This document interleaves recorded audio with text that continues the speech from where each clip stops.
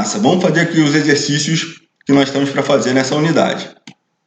Primeiro de tudo, você tem um link aí no qual os exercícios você pode responder lá as questões diretamente no link, mas a gente pode fazer algumas perguntas aqui que você já vai ter respondido nesse link. Aí você pode imaginar para você ver se você já tem a noção da teoria. Qual a diferença entre o escoamento viscoso e não viscoso? De interno e externo? De um escoamento de um fluido compressível e incompressível? Qual a diferença de escoamento de um fluido em regime permanente e não permanente? O que diz a equação da continuidade? Há alguma diferença nessa equação ao se trabalhar com fluidos compressíveis e incompressíveis? Vê se você consegue responder sem consultar o livro e sem dar uma olhada no gabarito. Para o vídeo e eu já venho com o gabarito. O gabarito aqui estão dessas questões que são de teóricas, né? A gente pode fazer a seguinte pergunta: os problemas de mecânica dos fluidos podem ser muito diversos e por isso é conveniente classificá-los de acordo com as suas características que possam ser estudadas conforme sua semelhança. Então vamos fazer a associação, né? E vamos ver as definições. Essas definições estão na página 139 e 140 do livro didático. Escoamento viscoso. Os efeitos viscosos são significantes. Invícido ou não viscoso. Os efeitos viscosos podem ser desprezados. Escoamento interno. O fluido escoa cercado por superfícies sólidas. Escoamento externo. O fluido escoa sobre superfícies como placas, esferas ou até mesmo por fora de tubos. Outras definições, da página 140 e 141 do livro. Fluido compressível, seu volume ou densidade varia conforme a pressão, como o gás, por exemplo, né? Fluido incompressível, seu volume ou densidade não varia conforme a pressão, como líquido, por exemplo.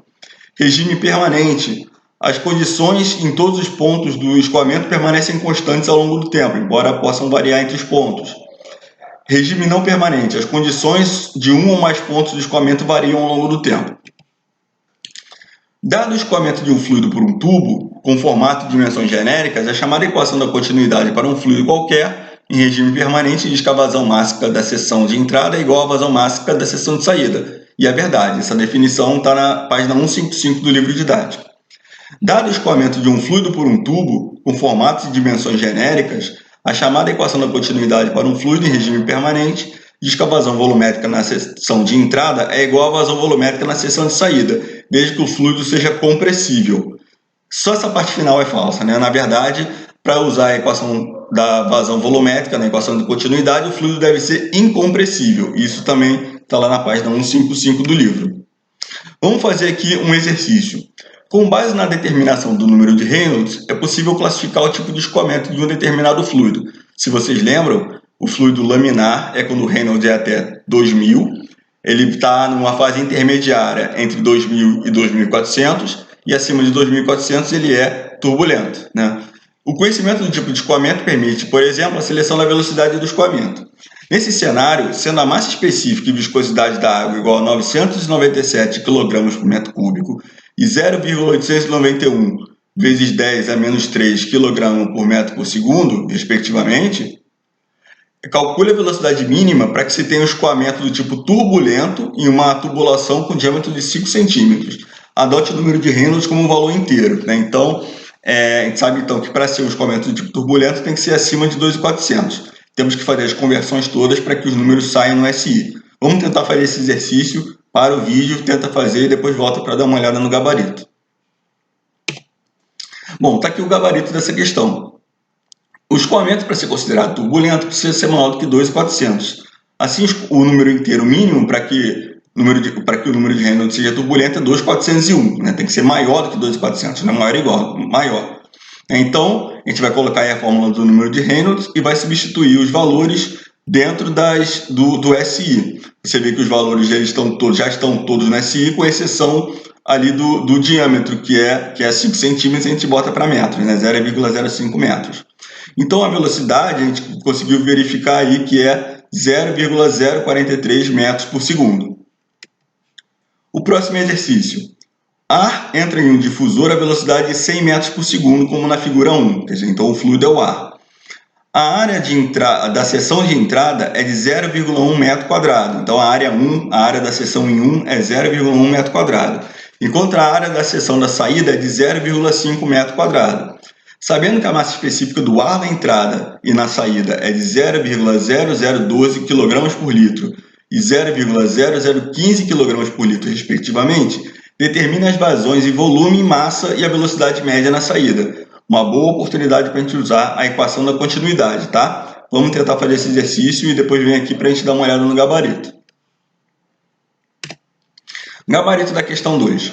Usando a equação da continuidade para um fluido compressível, como o ar, né?